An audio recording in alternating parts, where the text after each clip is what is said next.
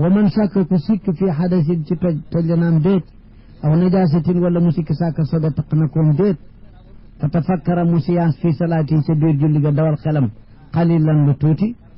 lu yàggul suma tayaqana tahaarata gannaaw ga mu wóor ni kay aha kay ma ngeeg laabam ma ngeeg njàppam wala ma ngeeg séer bu laab fala shay alayhi dara waru ko ci sikki sàkk su gàtt soosu mu doon mu wóor su sikki sàkk sa continué nag julli gi yàqu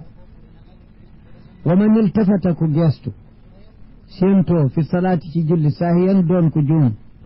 fala shay alayhi kon dara war ko liltifaat mën na doon wañ aw loos xëy na sax looloo ca doon cosaan waaye itam mën na déet séen fu sore rek ci sa kanam fu passé fi nga war a sujjóoti loolu yëpp liltifaat lañ ko kon soo ko firee séentoo nag ñaar yëpp digg na ci waaye soo nee geestoo nag benn bu njëkk bi dong lay mën a teg fala shay alayhi kon dara du ko ca war wa in taamada su tayee liltifaat bi fa huwa moom makruhun lu ñu sib la dong yem ci waaye su fekkee yemul ci iltifaat wa in istadbara suddu mooyoo alqibla dafa wañu ba tànkab yi fi mu taxee woon tupparciku na kooku istidbaar la kon julli ga yàqu na qataa salaatan na dog julli ga li fasaadiha wa man salla ku julli bi xariirin ci seyru xariir sooy piir aw bi dahabin wala ci takkaayal wurus aw saraqa te fekk góor la lan wax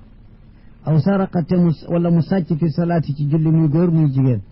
aw nadara muharraman wala mu xool lu ñu araamal muy góor muy jigéen fa huwa moom ka def lenn ci yent yooyu aasim ku mooy yàlla am na bakkaaru mooy wa salaatuhu julleem nga saxiixatun lu wér la li annahu la munaafata bayna hadihi al arba'i wa bayna salaati dégg nga yooyu dàqontewul ak julli lu sobe moo dàqonteeg julli waaye xariir fooram ba ñu araamal ko ci jullit ci àddina waaye du jéggee ni laabadi guy tax muy dàqoonteeg julli moo tax sol sari xariir mun la yàq julli takk wurus mun ta yàq julli te yëpp araam lañ sàcc mënu koo yàq lu araam xool lu xaraamal lu wa man xalita ku juum xalat ci lamiñ lay ne fil qira wuteeg sahwu ci xol lay ne wa man xalita ku juum fil qiraati ci njàng mi bi kalimatin ci ab baat la ca dugal min xayri alqur'ani bu jóge fudul alquran sajada na sujjóot baada salaam wa in kaanat min alquran su baat ba bokkee ci alquran lu dul fi mu ko dugal du palaasam fala sujjóoda alayhi sujjóot waru ko ci li annahu zikrun zikar nag du yàq julli illa an yataxayara lafzu lu dul bu baat ba soppi ko kon dootu alquran kon beneen wax la bu dul alquran su xasee soppi aw yafsuda wala yàqu almaana maanaama kon it dootu maanaam alquran kon wax